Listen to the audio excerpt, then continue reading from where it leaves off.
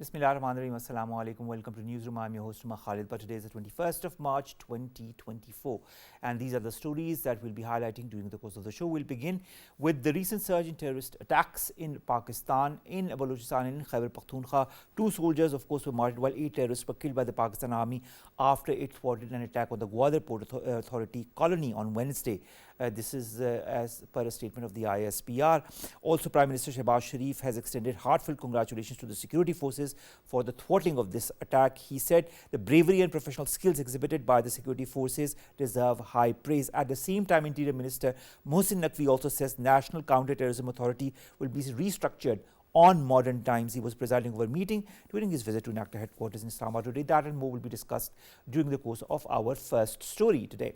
In our second segment, ladies and gentlemen, we'll be discussing the government efforts to bring financial stability in Pakistan.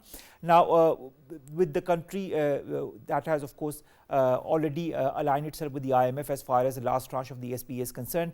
The IMF has also said that the country is going to go forward with a new extended fund facility, medium-term facility, and of course there will be different conditionalities that will be attached to that. How Pakistan will move forward under the current economic circumstances is, of course, not a challenge, but something that Pakistan will be doing quite successfully in the coming days. There was also a meeting that was chaired on economic revival and reforms, where the Prime Minister said he would oversee the implementation of economic reforms in different sectors himself. The Prime Minister wants to take advantage of the experience of economic experts working in both the public and the private sector, and that is why a lot of experts had also been brought in during that meeting. So, of course, the government is extremely serious as far as bringing reforms and bringing the country towards an upward trajectory as far as our economy is concerned. This is going to be our second story. Then we are going to talk about the International Day for the Elimination of Racial Discrimination that is being observed across the world today. The United Nations Secretary General on his message said that racism is an evil infecting countries and societies around the world, a deeply entrenched legacy of colonialism and enslavement.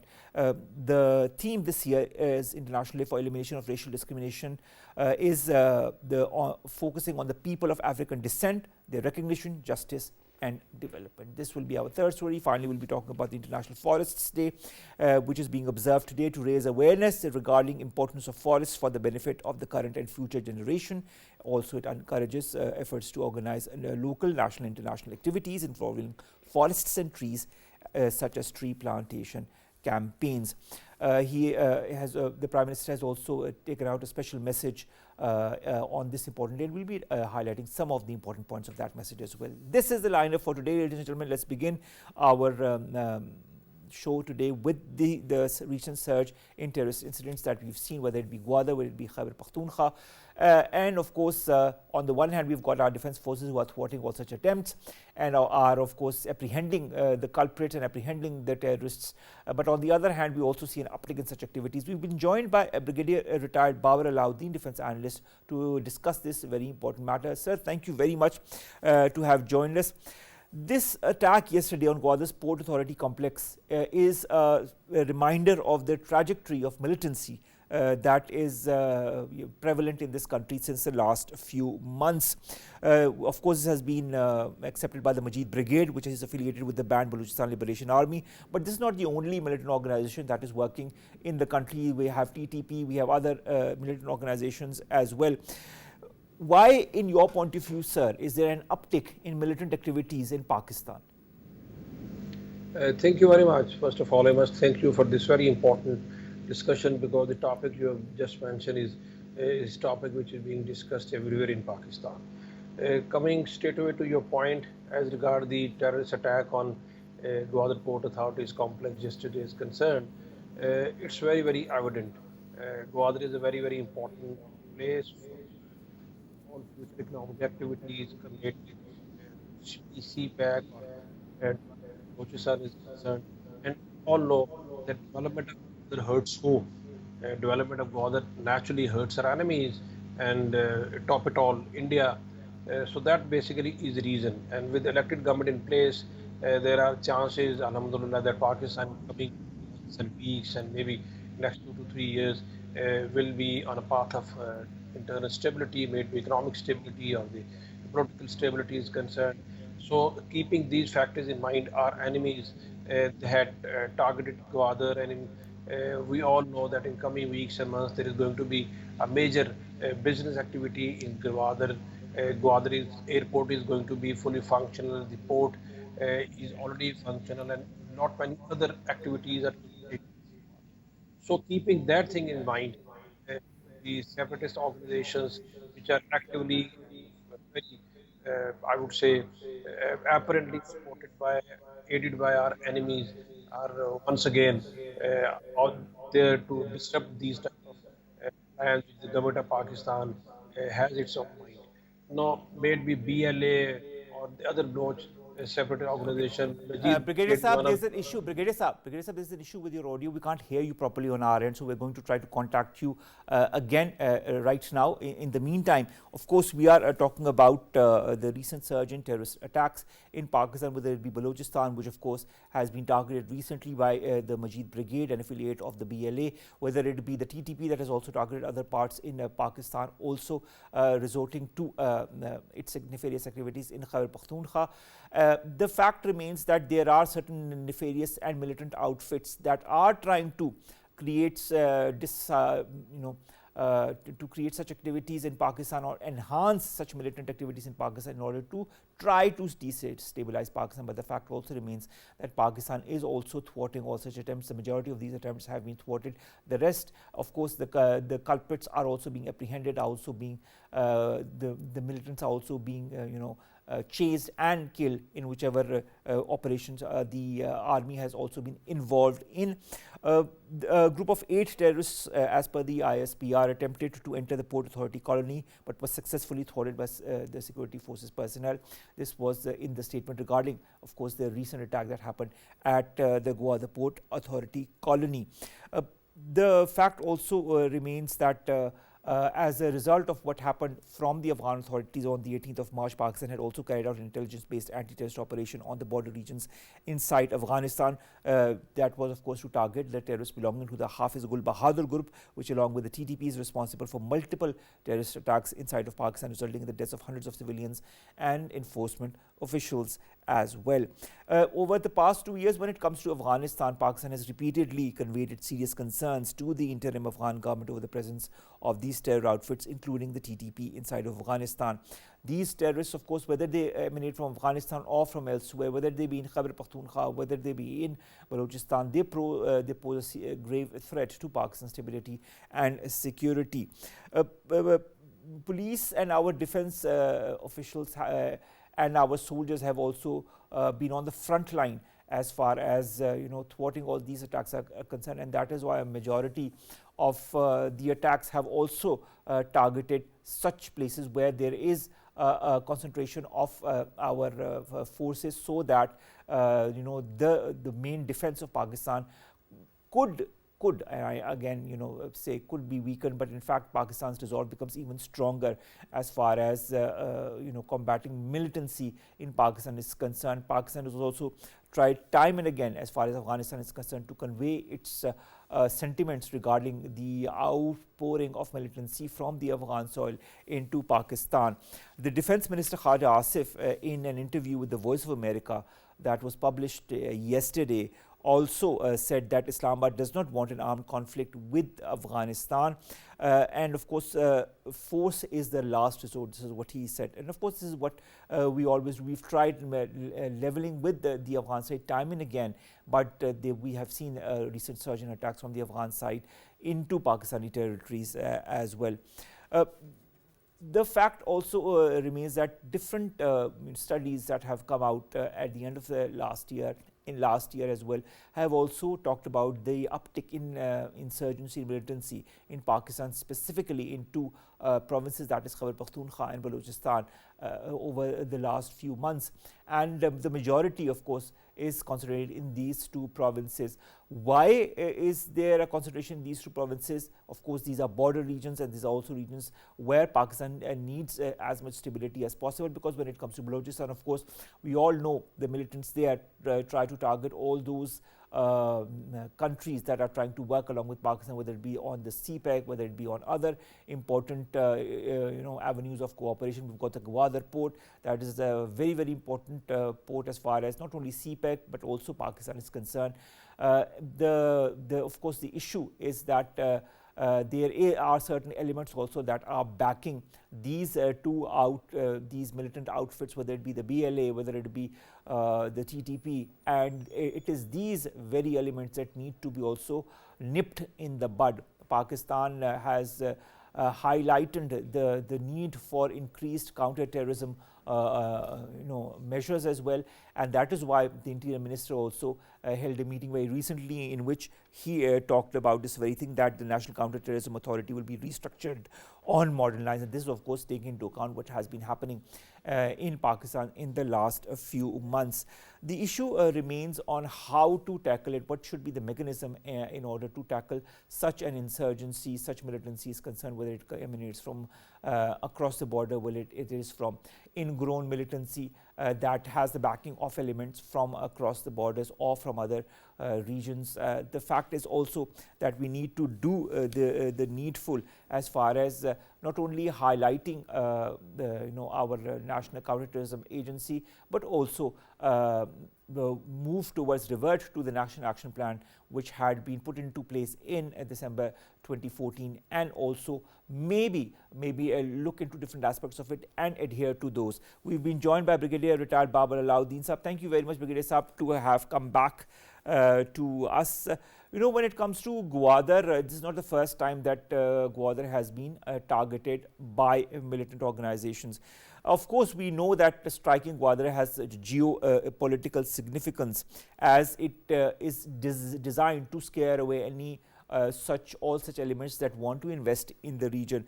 Why and are the hostile agencies? We know that some of the reasons are these, but why are the hostile agencies continuing to destabilize Pakistan, and what are those agencies that are trying to destabilize Pakistan? As far as the hostile agencies are concerned, I think it's clear to everybody. India's secret agency RAW is leading this campaign, which is unfortunately joined by some other countries sitting right next to our borders. So that is the reason basically, but India naturally is in the lead role. Why Gwadar? It's very clear, because with elected government in place, there are hopes, alhamdulillah, that in coming weeks and months, Pakistan is going to take on as far as the economy is concerned, and there's going to be a lot of economic activity in Gwadar itself in coming weeks and maybe a couple of months.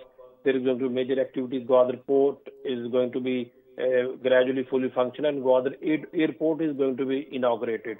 So all focus now turning towards Gwadar and towards CPAC, and a lot of good wishes, a big exchange between the two governments, government of Pakistan and China, after the president has taken over and the PM has taken his oath. So both the governments are again committed to move forward as far as CPAC is concerned, which is basically a game changer in the region. So Gwadar has a very, very important place, and it's geopolitically also, and if you see it from the strategic point of view. So that basically is the reason that these hostile agencies are enemies. They don't want Pakistan to take off actually, although alhamdulillah they will never succeed in that, because government of Pakistan, security forces and people of Pakistan are fully committed to not only thwart the enemy's design but also move forward quickly towards ultimate gain of taking Pakistan towards economic stability. So that basically is the reason why they have targeted Gwadar, and yesterday their prime target was the building of Gwadar Port Authority, which is otherwise very important, with a lot of people, important functionaries residing there. Thank God, alhamdulillah, with the efforts of our security forces and their prompt and timely response, all the 8 terrorists, they were killed. And we've been hearing about the names of Majid Brigades and BLA and all those Baloch militant organizations which are active in Balochistan for quite some time now. And the world knows it. Pakistan have been sharing all the proofs with the international community that who are involved behind all this war which has been imposed in Pakistan. I least to say that not only Gwadar but the coastal areas of Balochistan and even parts of erstwhile FATA.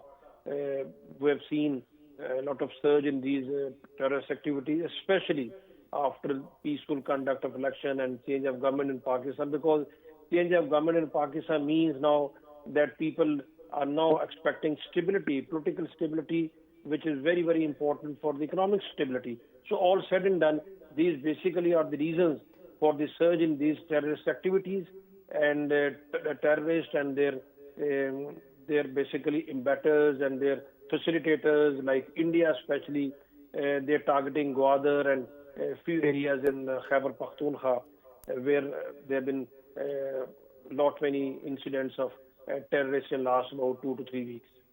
All right, Brigadier Saab, I'd like to refer to a statement that was made by the Balochistan Chief Minister Mir Sarfaraz Bugti, who said that whosoever uses violence will now see no mercy from the state. Putting this into context, what should be the counter-terrorism strategy from Pakistan's side, looking at these recent events? As far as Balochistan CM is concerned, he is the most, I would say, pertinent person, because he has been dealing with these threats of terrorism, being Home Minister of Balochistan in the past and then caretaker Interior Minister in the federal government. So he is the best suited person and he knows it. And his statement is, I think, a very correct statement, because that has to be there has to be very focused and straight and very clear approach against these terrorists. So these terrorists will be taken to task. Inshallah, there will be no second opinion about it, and nobody should have any doubt about it. Doubt about the capability of Pakistan's security forces, and doubt about the commitment and clarity of the government of Pakistan. Now, coming to your point, how to deal with it, it's very clear. Our counter-terrorism policy is already in place. We have a policy which is in place for quite some time, and Pakistan Army and security forces and overall the state machinery has been combating terrorism for last more than 2 decades now.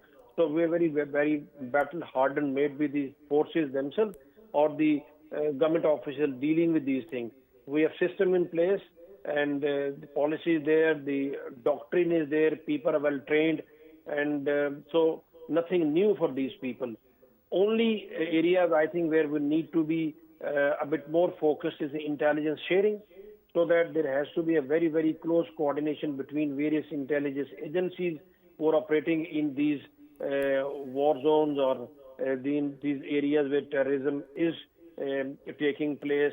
Maybe the intelligence agency of the provincial government, federal government, or our prime intelligence agencies linking with the security forces of Pakistan. If the information sharing is more coordinated, then I'm sure not many incidents of terrorism which ultimately take place may be avoided. And even now, presently, you must have hearing, and everybody is aware of the fact that a lot of intelligence-based operations, IBOs, are taking place in these areas, where a lot of terrorists are being killed. So intelligence agencies and security forces are already doing a very good job, but there is always a room for improvement. From which we must learn from these incidents, and I'm sure wherever there are gaps, those are being filled, and in days to come, we're going to see a much better coordination being amongst the security forces, amongst the intelligence agencies, and various government functions.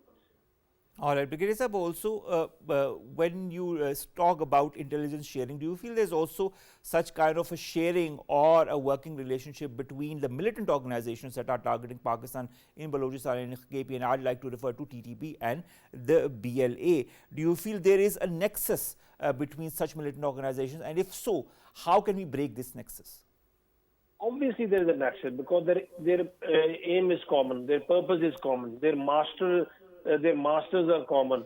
India is the major, I would say, country. Indian secret agency is the major secret agencies which has waged this war against Pakistan. They are supporting TTP and other terrorist organizations which are operating from Afghanistan soil, and they are naturally supporting, guiding, facilitating, harboring. They're doing everything for these militant organizations, some of whom are operating from our neighboring country, Iran also, and Pakistan have been sharing these information with both the government of Iran and government of Afghanistan, time and again repeating them, making them realize about their responsibilities, because unless they do realize their responsibilities, this myth of terrorism cannot be broken. And it's not only in Pakistan's favor; it is more than us.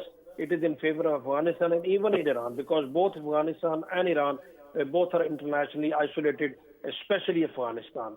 So and Pakistan now it's shown it's very clearly shown it to the world that if these governments they will not cooperate with Pakistan, then we are quite capable of engaging these targets who are operating from these countries, and they are targeting targets in Pakistan, targeting innocent citizens, civilians, and that is why last month we targeted certain militant hideouts in Iran, and 3 days back we targeted few militant hideouts in Afghanistan, specific targets, and all those people killed in those attacks were hardcore militants. So there is a nexus. The nexus has to be broken. Pakistan is doing its very best, and now responsibility lies with our neighboring countries also, because if the region is not stabilized, it's not only a danger, clear threat for Pakistan, it's threat for these countries also. So they have to cooperate with Pakistan, and unless you do that, this issue is not going to be resolved. So this nexus has to be broken, and it has to be broken not only by Pakistan's effort, it has to be broken by a joint effort of all these 3-4 countries who are directly or indirectly being threatened, being targeted through these terrorist activities. Thank you very much, Brigadier Babar Alauddin, self-defense expert, to have joined us, to have talked to us about this recent uptick in terrorist activities, militancy in Pakistan. And of course, I'd like to extend what Brigadier Saab said. Yesterday also, Prime Minister Shehbaz Sharif asserted that the government will not tolerate any cross-border terrorism and invited neighboring countries to come and sit together to devise a plan against terrorism. So maybe a regional strategy is required, as Brigadier Babar Alauddin Saab has also referred to. Let's come to our second story, and our second story concerns Pakistan's economic and financial stability, and how the government is moving forward in order to do exactly that.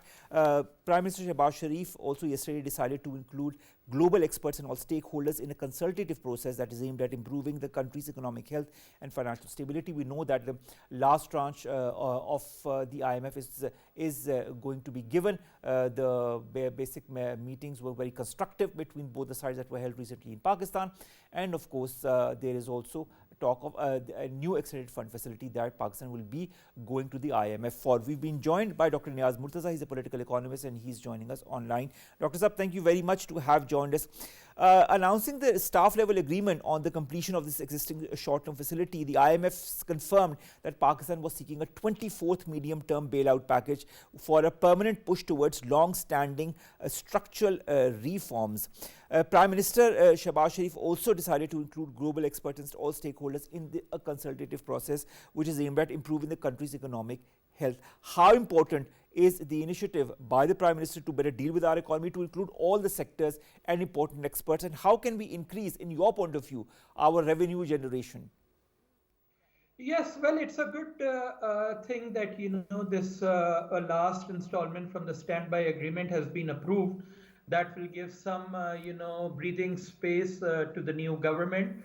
It will soothe the market sentiments, and it will give some time for the government to now negotiate a longer and much bigger IMF loan, as you said, the 24th one in our history. And that statistic, that it's 24th one, just points out to Pakistan's inability to bring about structural changes in the economy, which make it unnecessary to go back to IMF over and over again. Even if you look at regionally, with countries like Bangladesh and India, they hardly ever go back to the IMF now, maybe except for Bangladesh going back during the COVID-19.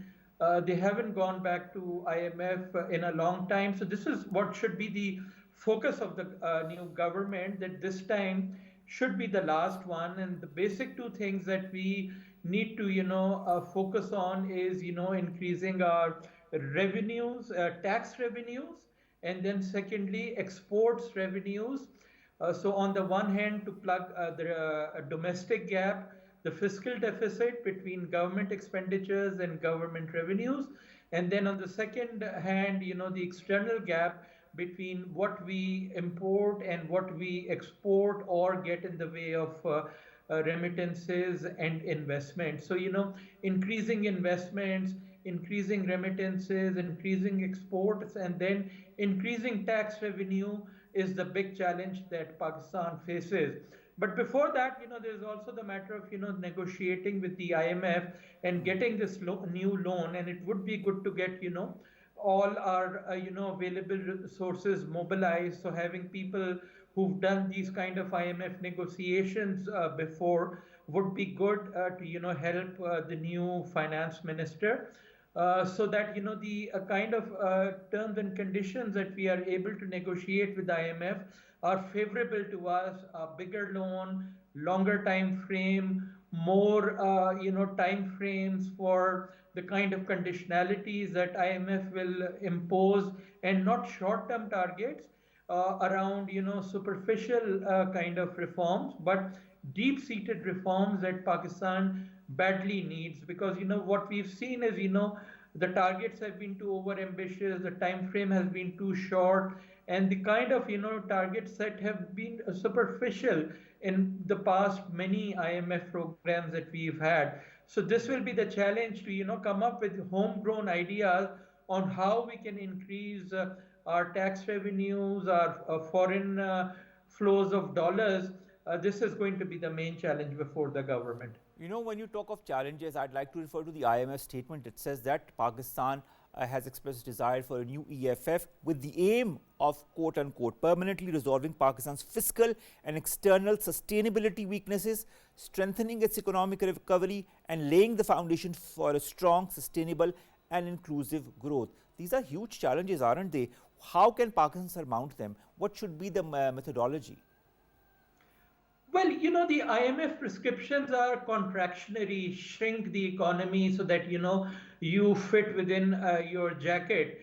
But that means, long-term stagnation. What we need to break out of that is, creative ideas on how we are going to increase investment, and in such investment that it increases both our tax revenues and export revenues.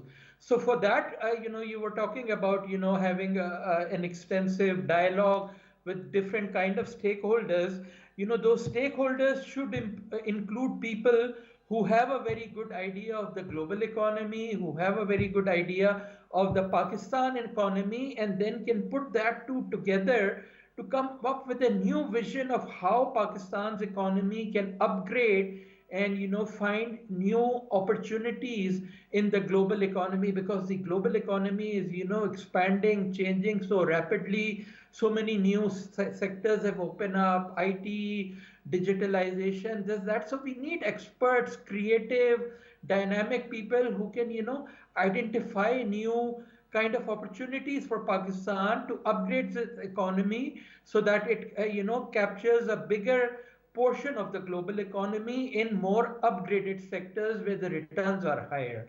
So that is what is needed, and that doesn't come from IMF program. IMF programs are just about cut your fiscal deficit, cut your current account deficit, depreciation, and all of that may be needed when you are in the middle of a big crisis like we are now. Of course, now we are sort of having some kind of stability too in the last 3 or 4 months. But beyond that, you have to open up avenues, come up with fresh ideas of how to increase, because our economy has become a very low-end economy, produces very low-end goods and services which have poor returns.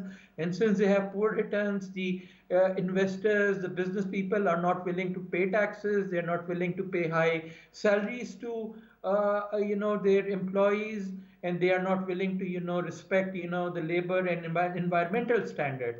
So it starts a vicious cycle of low tax revenues, low export revenues, low salaries, low environmental protection, and you just get trapped into that. So that's why we need brilliant brains which should be brought into ministries like commerce, industries, investment, IT, then your social sectors, poverty alleviation, so that we come up with a strategy which ensures macroeconomic stability, but then also productivity and growth, and then equity so that productivity and growth is, is divided in a good manner across different classes and lower income people as well, so that poverty goes down and the environmental crisis that we go down. So all that needs a lot of fresh minds and ideas, and that's the big challenge. Immediately the rest will come later. Once you have the team, then the team will have the challenge of coming up with these ideas and tying it all together so that it's a cohesive strategy where all the different parts support each other. So the first challenge is having that team, and once you have that team, then the challenge for the team will be to come up with those ideas and implement them. I think that is, of course, a huge challenge, and we need to have a very strong team of competent experts in order to handle that efficiently. Now, speaking of reforms, the Prime Minister, when he chaired this meeting on economic revival and reforms, he said that he will oversee the implementation of these reforms himself. I'd just like to cite some of the reforms, and I'd like your opinion on them.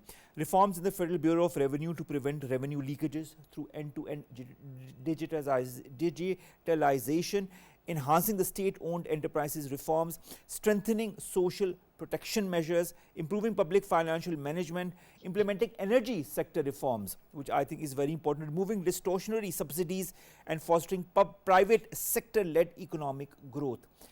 What's your comment on these measures? How implementable are these in the short term or maybe in the long term? Yeah, I think they strike the right, themes.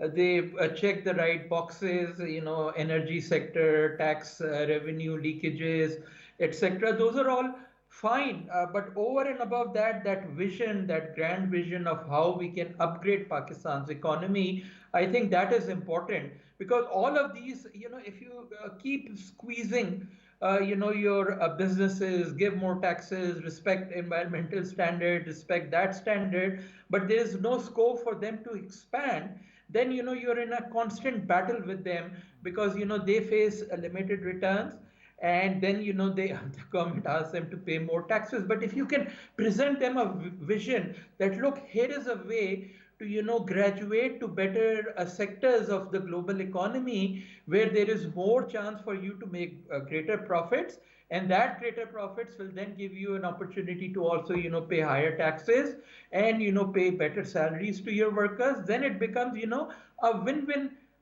situation for everybody. Because if you pay more salaries to your workers, that means they have more spending power. If they have more spending power, that means more demand in the market. More demand in the market means more business for businesses. So then they can invest more, expand more, because there is more demand in the local economy. So it starts a virtuous circle, and that is the kind of vision that we need, so that we get out of this low end economy trap where it's easier for everybody to pay higher salaries, earn more money, pay more taxes, respect the environmental issues, etc. That means creative thinking, not just the contractionary menu of IMF. I totally agree with you on that. Dr. Niaz, also, we not only need to boost our local industry, but we also need to boost our industries for more robust export. This is what we want to be, an export-based economy. But when you look at the export-based economy, a lot of industries say that they are not being given the proper facilities for them to export the right quantity in the right quality. What changes are needed in our export policy, in your point of view? What should be the comprehensive roadmap for an export surge? Well, there are supply side constraints. For example, the cost of, utilities is very high in Pakistan. And that's where, the reform of, the energy sector is crucial. Then, there is, the fact that we've had so much devaluation. So some of the inputs that need to come from imports have their prices have also gone down. But then beyond that, again, I keep coming back to the same thing. If you look at the successful countries, the Asian tigers, this is what the government did. They, worked with the private sector to identify them through research and innovation, new sectors where, those businesses can go in.